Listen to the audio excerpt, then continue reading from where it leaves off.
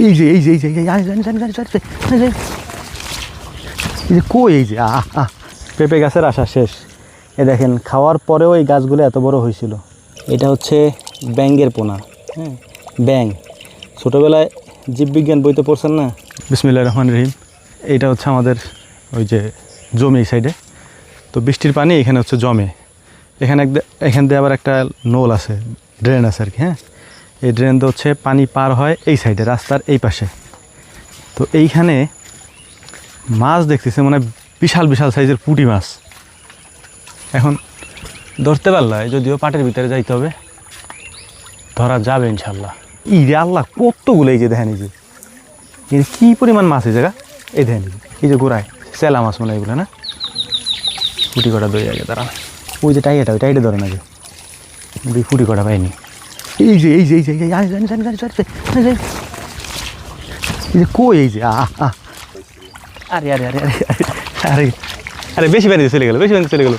ওইবার সামনে যান, আগে সামনে যান, সামনে যান, সামনে যান, সামনে যান। যায় না জানি, খবরদার।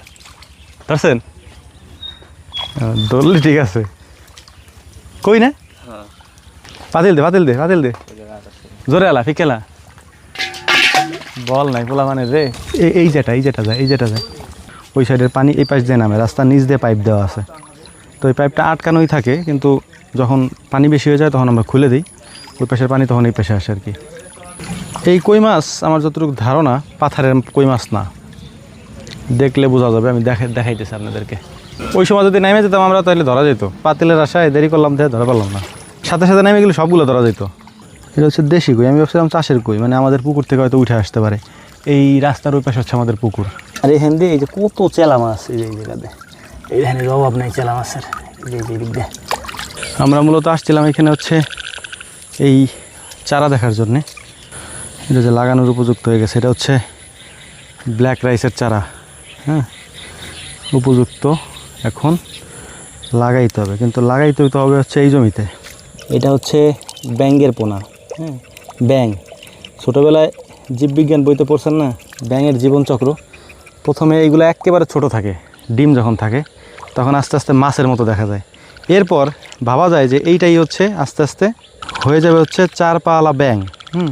বড় হবে, বড় হইতে হইতে এটা ব্যাঙ হয়ে যাবে। তো আলহামদুলিল্লাহ কচু হচ্ছে এই অবস্থা। এখন পানি পেয়েছে তো, আর যে বৃষ্টি নামে, এখন এই 2-1 দিনের ভিতরে লতি উঠাইতে হবে। প্রচুর লতি আছে গাছে, এই যে প্রত্যেকটার গোড়ায় লতি। পেঁপে গাছের আশা শেষ। এ দেখেন খাওয়ার পরেও এই গাছগুলো এত বড় হয়েছিল, এই যে এত বড় হয়েছিল, মানে ওরা 3-4 বার খাওয়ার পরেও এই যে এখান থেকে খাইছিল।